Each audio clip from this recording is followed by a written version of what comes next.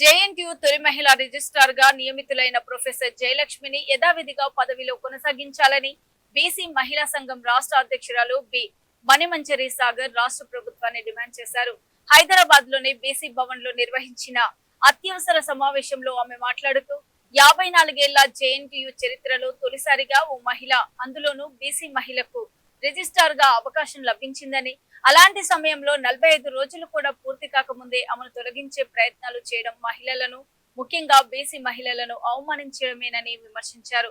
ప్రభుత్వం వెంటనే జయలక్ష్మిని రిజిస్ట్రార్ గా కొనసాగిస్తున్నట్లు స్పష్టత ఇవ్వాలని, లేని పక్షంలో రాష్ట్ర వ్యాప్తంగా బీసీ మహిళలతో కలిసి సామూహిక ఆమరణ నిరాహార దీక్ష చేపడతామని హెచ్చరించారు.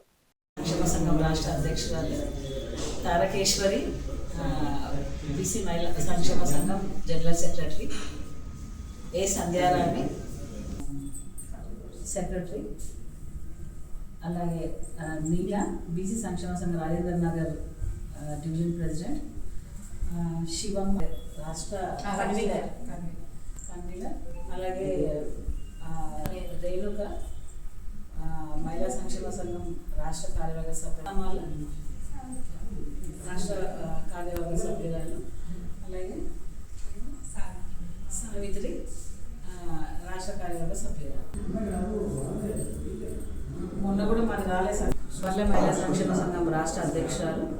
ఈరోజు ఈ పత్రికా సమావేశానికి విచ్చేసిన పాత్రికేయ సోదరులకి, మా సోదరి మనులు తారకేశ్వరి, సంధ్యారాణి, నీనా, శివమ్మ, రేణుక, రత్నమాల,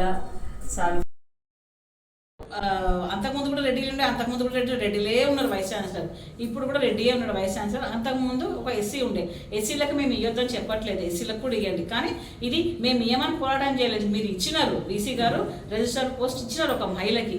ఇచ్చిన తర్వాత తొలగించడం అన్నది అది ఎంత అవమానకరం. అక్కడ ఆ ప్లేస్లో మహిళ ఉంది, ఒక బీసీ మహిళ కాకపోయినా కూడా, ఏ పురుషుడు ఉన్నా కూడా, ఏ కులస్తుడు ఉన్నా కూడా, ఈవెన్ ఒక రెడ్డి ఉంటే కూడా తొలగిస్తే రెడ్లంతా ఊరుకుంటుండేనా?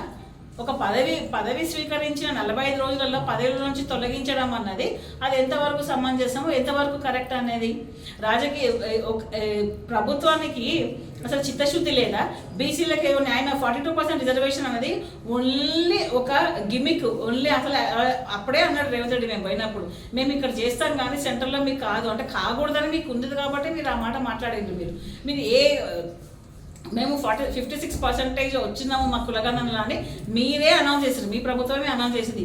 56% వచ్చిన 56% మేము ఉన్న తర్వాత కూడా మాకు ఏ రకంగా మీరు మా లెక్కలను సరే పోనీ రాజకీయంగా రిజర్వేషన్స్ మాకు అవ్వకపోయినా, మీ ప్రభుత్వంలో ఉన్న మీ చేతుల మీదుగా నియమించబడ్డ నామినేటెడ్ పోస్టుల్లో కానీ, ఏ ఇతర పోస్టుల్లో కానీ ఒక బీసీలకి ఏమైనా మీరు అవకాశం ఇచ్చిండ్రా?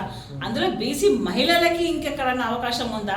మేము మా మహిళా బిల్లునే రద్దు చేయాలని చెప్పేసి హైదరాబాద్ నుంచి ఢిల్లీ వరకు మేము ఎంతో పోరాటం చేసినాము.